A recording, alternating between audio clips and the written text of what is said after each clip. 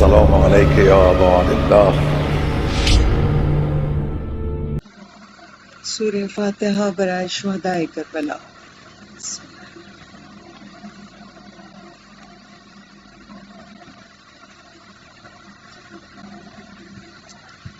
اعوذ باللہ من الشیطان اللعین الرجیم، بسم اللہ الرحمن الرحیم، الحمد للہ رب العالمین، باری الخلائق اجمعین، فاطر السماوات والارضین، والصلاة والسلام على اشرف الاولین والآخرین، خاتم النبیین، شفیع المذنبین، ابی القاسم محمد، اللہم صل علی محمد وآل محمد وعلى آلہ الطیبین الطاہرین المظلومین المعصومین،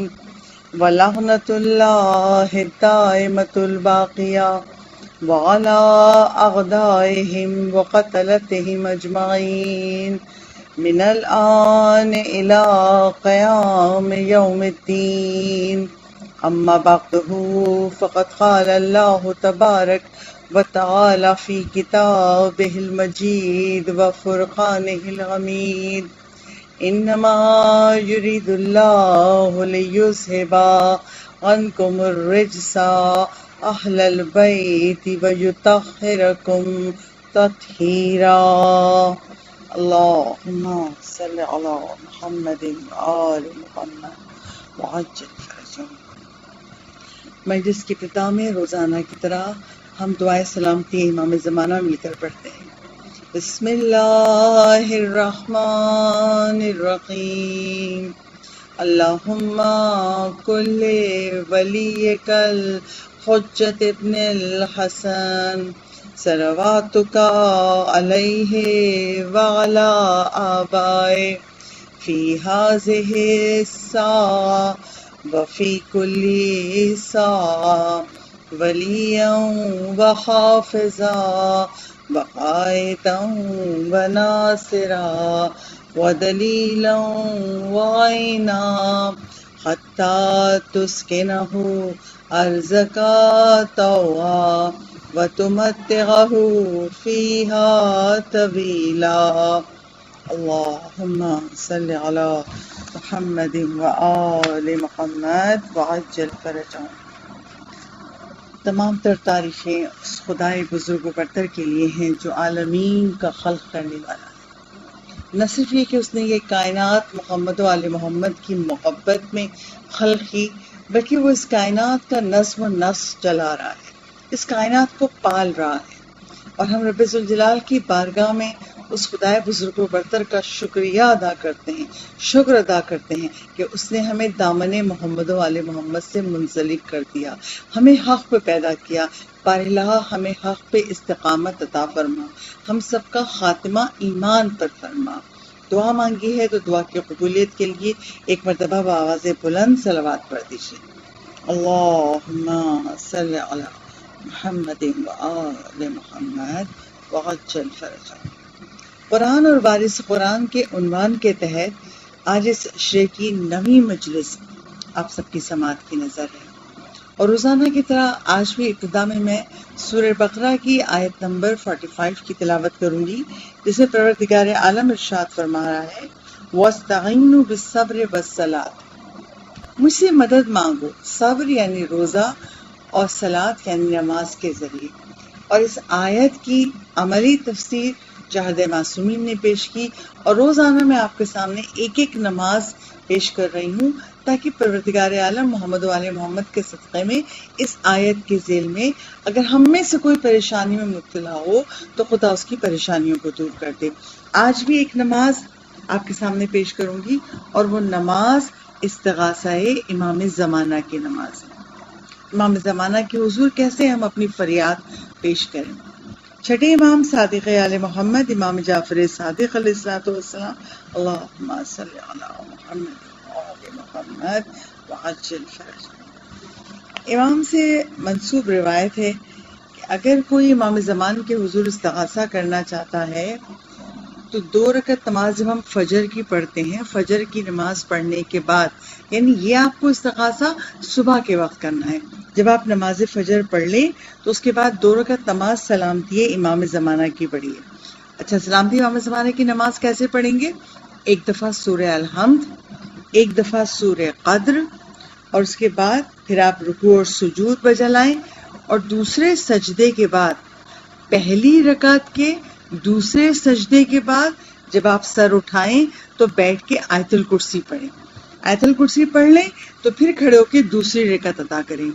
جب دونوں رکعت نماز مکمل ہو جائے تشہد سلام کے ساتھ، تو پھر نماز سے فارغ ہو کر گھر کے صحن میں آ کے، اب صبح کا وقت ہے، گھر کے صحن میں آ کے 3 مرتبہ صلوات پڑھیں اور 184 مرتبہ 184 ٹائمز یا حجت القائم علیہ السلام آپ پڑھیں، اور پھر بعد میں 3 دفعہ درود پڑھیں، اور یہ پڑھنے کے بعد دعائے سلامتی امام زمان پڑھیں۔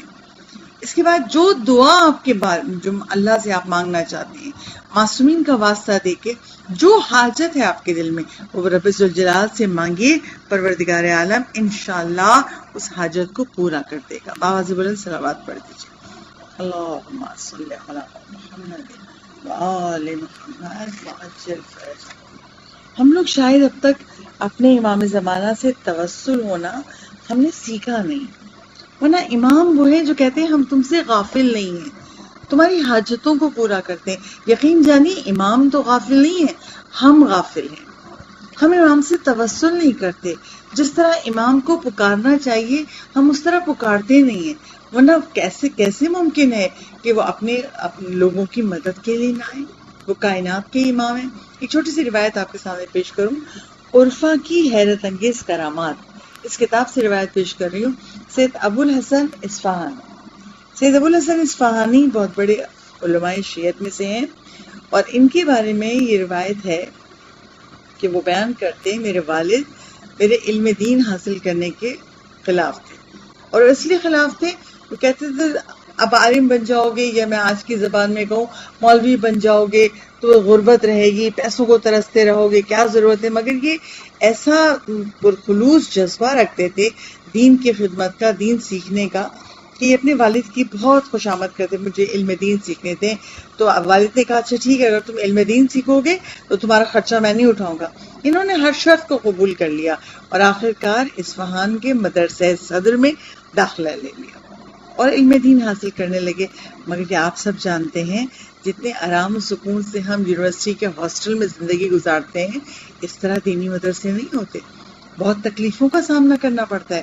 ایک مختصر رقم ہے جو ہاتھ میں آتی ہے اور اس میں آپ کو گزارا کرنا ہوتا ہے۔ اب جب ان کے والد کچھ دنوں کے بعد گئے ان کے مدرسے، سردیوں کے دن تھے، موسم بدل چکا تھا، جب گئے اپنے بیٹے کے مدرسے میں، دروازہ کھٹکھٹایا، گئے اس کمرے میں تو دیکھ کے حیران لگے کہ اس کمرے میں نہ تو بچھانے کی کوئی چیز ہے، نہ کوئی ہیٹر ہے کہ وہ سردی سے بچ سکیں۔ بس یہ دیکھ کے ان کے والد کو غصہ آیا کہ میں کہتا تھا نا کہ یہ اس علم دین کو سیکھو گے تو بس تم اس طرح غربت کی زندگی گزارو گے۔ اب جو یہ بات ابو الحسن اصفہانی جملے سنے تو کہتے ہیں نا دل پہ چوٹ پڑی۔ ایک بار کی قبلہ رو کھڑے ہوئے اور پکارا، سید امام زمان کو پکارا اور کھڑے ہوئے اور کہا مولا کوئی عنایت کیجئے تاکہ یہ نہ کہا جائے کہ تمہارا کوئی مولا نہیں ہے۔ اتنے ٹوٹے ہوئے دل سے سید ابو الحسن اصفہانی نے یہ جملہ کہا کہ چند منٹ نہیں گزرے تھے کہ کسی نے مدرسے کے دروازے پہ دستک دی، جا کے دیکھا خادم نے تو کہا کوئی شخص ہے جو آپ کو پوچھ رہے ہیں۔ اب یہ اٹھے سید ابو الحسن اصفہانی، مجھے کون پوچھ رہا ہے، میں تو کسی کو جانتا بھی نہیں ہوا۔ گئے دروازے پہ تو ایک شخص کو دیکھا کہ وہ شخص آ کے ان کو 5 قیران کی رقم دیتا ہے اور کہتا ہے حجرے کے طاقچے میں ایک شمع رکھی ہے، ایک کینڈل رکھی ہے، اس کو جلا لو اور یہ تاکہ یہ نہ کہا جائے کہ تمہارا کوئی مولا نہیں ہے۔ یعنی امام زمانہ نے کس طرح اس کی سیرت سے مدد کی کہ وہ یہی جملہ کہ مولا یہ نہ کہا جائے کہ تمہارا کوئی مولا نہیں ہے، اور مولا ہم سب یہ کہتے ہیں آپ ہمارے مولا ہیں، ہم سب کی حاجتوں کو پورا کریں۔ ایک مرتبہ بآواز بلند صلوات بھیج دیجیے۔ اللہم صلی علی محمد وآل محمد وعجل فرجہ۔ قرآن اور وارث قرآن کے ذیل میں روزانہ آپ کے سامنے ایک خوبی قرآن کی بیان کرتی ہوں، اور جو خوبی قرآن کی ہے وہی خوبی وارث قرآن کی ہے۔ آج اس تشریح کی اگر اصولاً دیکھا جائے تو یہ آخری مجلس، کل کی مجلس میں تو فقط مصائب ہوں گے، کل عاشور کا دن ہے، تو آج کی مجلس میں یہ آخری مجلس ہے، اور میں آپ کے سامنے ایک آخری خوبی پیش کر رہی ہوں۔ قرآن مرنے کے بعد بھی ہمیں نہیں بھولتا، اور آل محمد بھی مرنے کے بعد ہمیں نہیں بھولتے۔ کیسے؟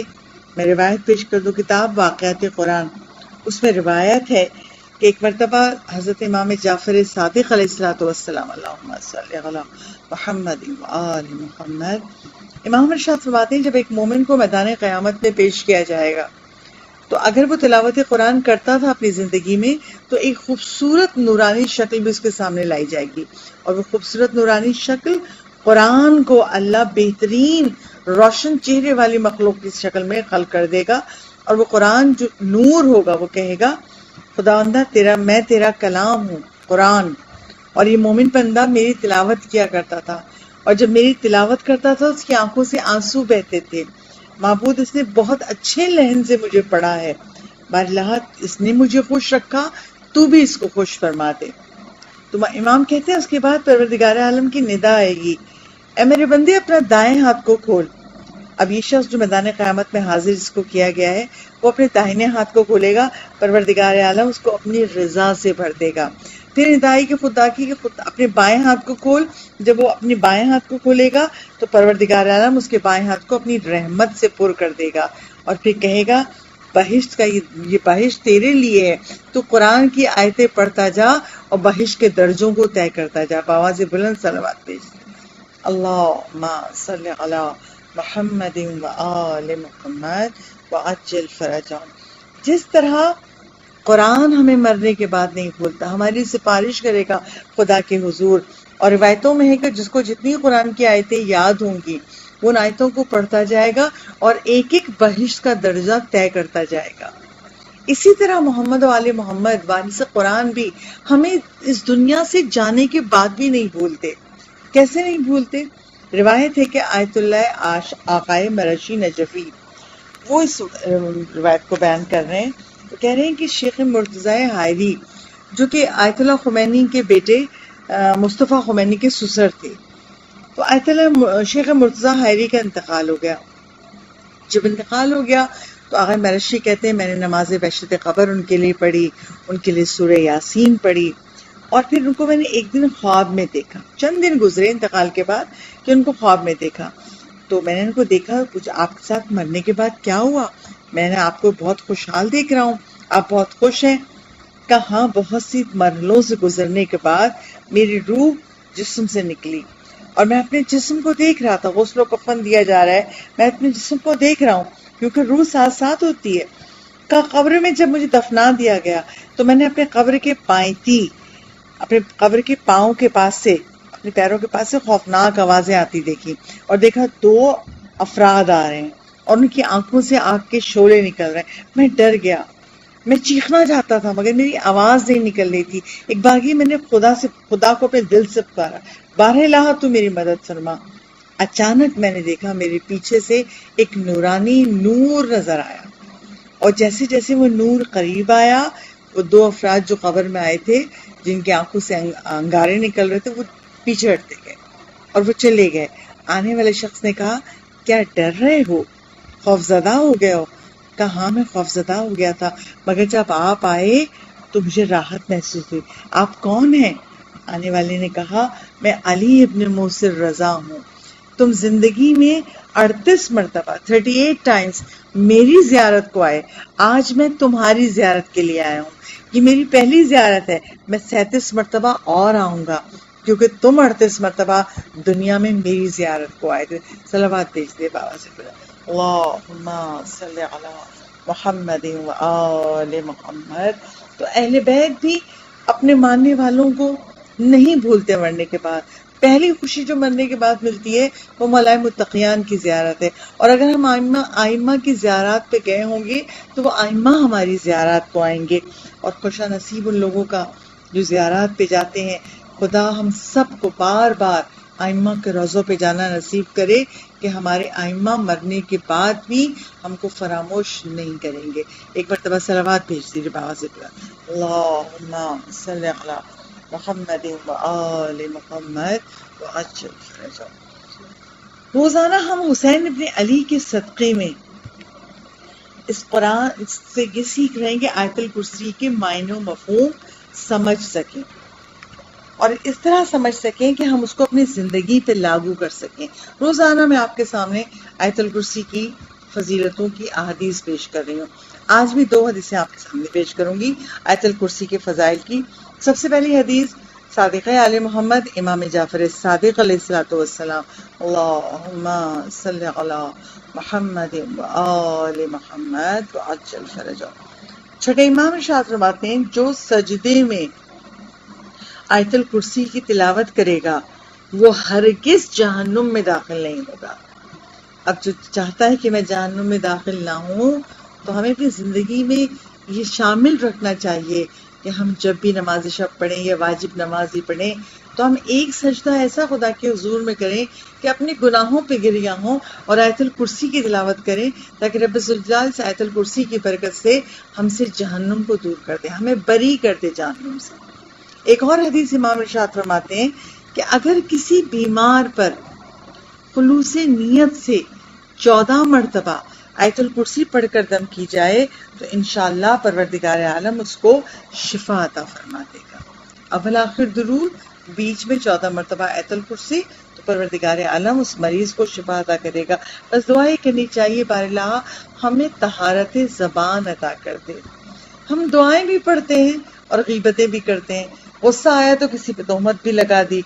جب لوگوں کے خلاف ہم بری باتیں کریں گے تو اس زبان میں طہارت کیسے رہے گی؟ کہ قرآن ہماری زبان سے ادا ہو اور وہ اثر رکھے جو ائمہ معصومین نے بتایا ہے. یقیناً قرآن اثر رکھتا ہے مگر ہمیں اپنی زبانوں کو، اپنے دہنوں کو پاک رکھنا ہوگا تاکہ ہم ان آیت الکرسی کے ان فوائد کو حاصل کر سکیں. کل تک کی مجلس میں ہم آیت الکرسی کے اس منزل تک پہنچے تھے کہ پروردگار عالم کہتا ہے جو لوگ طاغوت کا انکار کر کے خدا پر ایمان لے آتے ہیں تو اور خدا کی مضبوط رسی کو تھام لیتے ہیں تو وہ پھر وہ رسی کبھی نہیں ٹوٹتی. فمن یکفر بالطاغوت ویؤمن باللہ فقد استمسک بالعروۃ الوثقی لا انفصام لها واللہ سمیع علیم. آج کی منزل میں ہم اس جملے کی تشریح کریں گے. اللہ ولی الذین آمنوا یخرجوہم من الظلمات الی النور. وہ لوگ جو اللہ کو اپنا ولی مانتے ہیں اور ایمان لے آئے ہیں تو پروردگار عالم ان کو ظلمات سے نکال کے نور میں لے آتا ہے. ترجمہ ہے اس کا، جو اللہ مومنوں کا سرپرست ہے، ولی ہے، مددگار ہے، تو جو اللہ پر ایمان لے آئے گا اللہ اس کو تاریکیوں سے نکال کے، تاریکی کیسے، ہم اندھیرے میں تو نہیں رہتے نا، نہیں، گناہ کی تاریکیوں سے نکال کے، جہالت کی تاریکیوں سے نکال کے معرفت کے نور میں لے آئے گا. اچھا ایسا کیوں کرے گا خدا؟ سب کے ساتھ تو نہیں ہوگا نا، اس کے ساتھ ہوگا جس کے اندر یہ ظرف ہو، وہ ایمان لایا ہے یعنی اللہ کو بھی مانتا ہے، اللہ کی بھی مانتا ہے. ہم اللہ کو تو مانتے ہیں لیکن ہم گڑبڑ کہاں کرتے ہیں؟ اللہ کی ماننے میں. تو جو ایمان کو عملی شکل میں، ایمان زبان سے اقرار کا نام بھی ہے اور عمل سے ظاہر کرنے کا نام بھی ہے، جو اپنے عمل سے ظاہر کر دے کہ وہ صاحبان ایمان ہے تو اللہ اس کو تاریکیوں سے، ظلمات سے نکال کے نور کی طرف لے آتا ہے. کیسے لے آتا ہے؟ ایک روایت بیان کر دوں. ایک مرتبہ حضرت موسیٰ سفر کر رہے تھے. حضرت موسیٰ جلیل القدر نبی ہیں، سفر کر رہے تھے، پانی ساتھ تھا، پانی ختم ہو گیا اور اب ان کو پیاس محسوس ہوئی اور ایسا لگا دور دور تک کوئی نظر نہیں آ رہا، اگر پانی نہ مل سکا تو میں ختم ہو جاؤں گا. تلاش کرتے کرتے موسیٰ ایک ایسے مقام پر پہنچے کہ دیکھا ایک چرواہا ہے جو اپنی بھیڑ بکریوں کو چرا رہا ہے. حضرت موسیٰ اس کے پاس گئے اور جا کے کہتے ہیں کہ کیا تیرے پاس پانی ہے؟ وہ کہتا ہے اچھا پیاسے ہو؟ اچھا موسیٰ کو پہچانتا نہیں تھا، کیا پیاسے ہو؟ کہا میں پیاسا ہوں۔ اس نے اپنا عصا جس لکڑی کے ساتھ وہ اپنی بھیڑ بکریوں کو چرا رہا تھا اسی لکڑی کو ایک پتھر پہ مارا۔ جب پتھر پہ مارا تو وہ دو ٹکڑوں میں بٹ گیا، ایک سے دودھ بہنے لگا، ایک سے پانی۔ کہا اپنی پیاس بھی بجھاؤ اور اپنی بھوک بھی مٹاؤ۔ حضرت موسیٰ نے جب پانی پیا پیاس بجھی، اور اس دودھ کو پیا تو ان کی بھوک ختم ہوئی، سیراب ہو گئے۔ ایک بار یہ حیران ہو گئے، میں جلیل القدر نبی ہوں، اللہ سے کلام کرتا ہوں، مگر اس شخص میں ایسی کیا بات ہے کہ خدا نے اس کو یہ کرامت عطا کی ہے؟ جیسے ہی ان کے ذہن میں یہ خیال آیا کہ اس کو یہ کیا وجہ ہے کہ جو اللہ اس کو یہ کرامت عطا کر رہا ہے، رب ذوالجلال نے کہا موسیٰ اس کو یہ کرامت اس لیے میں نے عطا کی ہے کیونکہ جب میں نے اس کے دل کو دیکھا تو اس کے دل میں اپنا خوف پایا، میں نے اس کی زبان کو دیکھا، اس کی زبان پہ میرا ذکر جاری تھا، اس کے دل میں کسی کے لیے حسد نہیں تھی۔ اگر یہ کبھی گناہ گار ہو جائے، گناہ کر بیٹھے، تو کبھی اس گناہ توبہ کرتا ہے اور اس گناہ پہ اصرار نہیں کرتا، بار بار نہیں کرتا۔ اور اگر اس کے پاس ایک دن کی روزی ہو تو یہ کل کی فکر نہیں کرتا۔ یہ صاحب کرامت اس لیے بنا ہے کہ اس کے کردار میں یہ خوبیاں ہیں، یعنی وہ اللہ کو بھی مانتا تھا، اللہ کی بھی مانتا تھا۔ اور جو بھی اس طرح صاحبان ایمان ہوں گے تو پروردگار عالم ان کو تاریکیوں سے نکال کے نور ہدایت میں لے آتا ہے۔ اچھا، جب ایک شخص نے محزم اسدی نے چھٹے امام صادق آل محمد امام جعفر صادق علیہ السلام اللہم صلی علی محمد و آل محمد، امام سے پوچھا مولا یہ اس آیت میں جو اللہ کہہ رہا ہے کہ میں مومنوں کا ولی ہوں اور میں ان کو ظلمات سے نکال کے نور کی طرف لے آتا ہوں، اس سے کیا مطلب ہے؟ تو مولانا شاہ فرماتے ہیں کہ اللہ فرماتا ہے میں جن اشخاص نے، جن ریت نے، جس قوم نے اپنا خود ساختہ امام بنایا ہے، اور اگر اس کے عمل، ان تمام ریت کے عمل اچھے بھی ہوں گے مگر میں ان پہ عذاب نازل کروں گا، اس لیے کہ امام حجت خدا ہوتا ہے، خود ساختہ، انہوں نے خود کیسے امام بنا لیا؟ اور ان لوگوں پر جنہوں نے میرے امام کو امام مانا، اگر ان کے اعمال بد بھی ہوں گے تو بھی ان کو مغفرت کر کے بہشت میں لے جاؤں گا۔ یہ اس آیت کا، آیت الکرسی کی اس آیت کا مفہوم ہے۔ اچھا، ہم جو کہتے ہیں کہ جو ایمان لایا اس کو توفیق ملے گی، یہ توفیق کیا چیز ہے؟ یہ توفیق کس کو ملا کرتی ہے؟ چھوٹی سی روایت بتاؤں تاکہ معنی و مفہوم واضح ہو جائیں۔ روایت یہ شیخ نعمت اللہ جزائری وہ کہتے ہیں ایک مرتبہ میرے ذہن میں خیال آیا، اور کیا خیال آیا؟ خیال یہ آیا کہ اللہ توفیق دیتا ہے، تو اللہ نے جب شیطان کو مرتبہ عطا کر دیا تھا، شیطان اللہ کی عبادتیں کرتا، شیطان تھا کون؟ شیطان جنات میں سے تھا۔ جب جنات کی قوم نے فساد پھیلایا، لڑے آپس میں، اللہ نے ملائکہ کو بھیجا، جاؤ اور ان کا خاتمہ کر دو۔ جب ملائکہ خاتمے کے لیے آئے تو شیطان نے اپنی جان بچانے کے لیے اپنے آپ کو مومن کے طور پہ پیش کیا کہ میں بہت عبادت کرتا ہوں۔ اس کو نہیں مارا گیا، باقی پوری قوم کو مار دیا گیا۔ پھر شیطان ملائکہ سے کہتا ہے میں تو اکیلا رہ گیا ہوں، مجھے عرش پہ لے چلو تاکہ میں تمہارے ساتھ عبادت کروں گا۔ ملائکہ نے اللہ سے اجازت مانگی کہ ہم اپنے ساتھ آسمانوں پہ اس کو لے آئیں، اللہ نے اجازت دے دی۔ وہ اس طرح عرش پر پہنچ گیا شیطان۔ جب عرش پہ پہنچ گیا تو اس نے عرش کی لوح پر ایک تحریر دیکھی، اور اس وہ تحریر یہ تھا کہ میں کسی کا، یعنی اللہ کی طرف سے لکھا ہوا تھا کہ میں کسی کا عمل ضائع نہیں کرتا، چاہے وہ عمل دنیا کے لیے ہو یا آخرت کے لیے ہو۔ اب شیطان نے سوچا دنیا کے لیے عمل کریں تو نفع مل جائے گا فوراً ہی، آخرت تو ادھار ہے، اور بھلا ایسا کیسے ہوتا ہے انسان ادھار کی تمنا کرے اور نفع نہ لے؟ نفع لے گا نا پہلے انسان، ادھار کیوں لوں؟ اس نے جتنی بھی عبادتیں کی ان کی عبادتوں میں خلوص نہیں تھا۔ اور احمد اللہ جزائری کیا کہہ رہے تھے؟ میں نے یہ سوچا کہ جب 6000 سال ابلیس نے عبادت کی، اس کے بعد اللہ نے کہا آدم کو سجدہ کرو، تو اسے توفیق کیوں نہیں ملی کہ وہ آدم کو سجدہ کر لیتا؟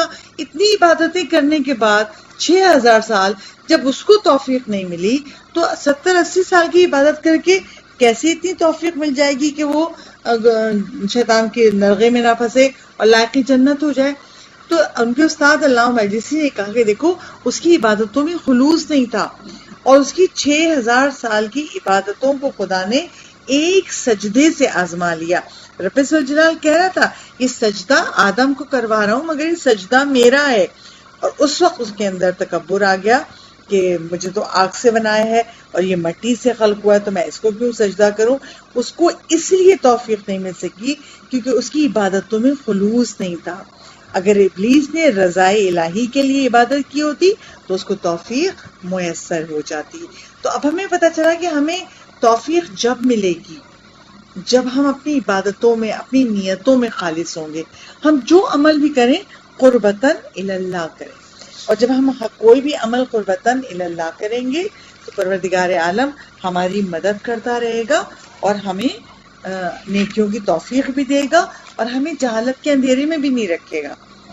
اچھا، جب ہمیں ہدایت مل گئی، جب ہمیں آل محمد کے ماننے والوں میں پیدا کر دیا، تو اب اس پر کیسے ہم ثابت قدم رہیں، ہم کیسے وسوسوں کو رد کریں، ہم کیسے اپنے آپ کو اس ایمان پر حامل رکھیں۔ ایک آخری روایت مجلس کی اور پھر مصائب کی منزل پہ آ جاؤں گی۔